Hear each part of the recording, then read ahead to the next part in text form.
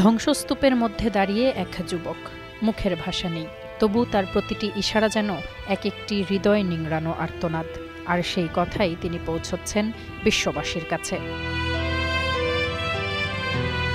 গাজায় ইসরায়েল যে চরম বর্বরতা, ধ্বংসযজ্ঞ আর নির্মমতা চালাচ্ছে তাই প্রকাশ করে চলেছেন তিনি।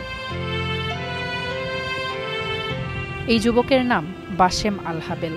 বাকপ্রতিবন্ধী হলেও তার ভাষা ঠিকই পৌঁছে যাচ্ছে পৃথিবীর অগণিত মানুষের কাছে। ইসরায়েলি হামলায় ঘরবাড়ি হারিয়েছেন বাশেম। স্ত্রী এবং শিশু সন্তানকে নিয়ে এখন থাকেন ছেঁড়া একটি তাঁবুতে। দিনের বেলায় ফোন হাতে নিয়ে ছুটে বেড়ান পথে পথে। ধারণ করেন আহত মানুষের আর্তনাদ, খাবারের জন্য শিশুদের হাহাকার আর ধ্বংসস্তূপে পরিণত হওয়া তার স্বপ্নের শহরের ছবি এবং ভিডিও। মানুষ যখন মাটিতে পড়ে যাওয়া আটা কুড়িয়ে নেয়, তখন তার সাথে মিশে যায় বালু। বাশেম সব দেখেন, ধারণ করেন আর সামাজিক যোগাযোগ মাধ্যমে এই সব পোস্ট করেন, যাতে দুনিয়া জানতে পারে গাজাবাসী কিভাবে বেঁচে আছে। বাশেমের ইনস্টাগ্রাম অ্যাকাউন্টে এখন প্রায় 1.5 লাখ ফলোয়ার।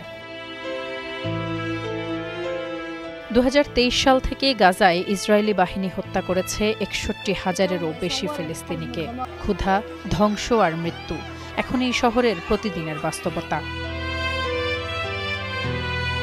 বাশেম তবু থেমে যাননি। ভিটেমাটি আর স্বজন হারিয়েও ছোট্ট তাঁবুতে বসে ভিডিও এডিট করেন, কথাগুলো পৌঁছে দেন লাখো মানুষের কাছে আর অপেক্ষা করেন সুন্দর একটি সকালের, যে সকালে যুদ্ধ থেমে যাবে, শিশুরা আবারও হাসবে আর বাশেমের হাতের ইশারায় শোভা পাবে প্রশান্তির গল্প। তাসফিয়া তামান্না, স্টার নিউজ।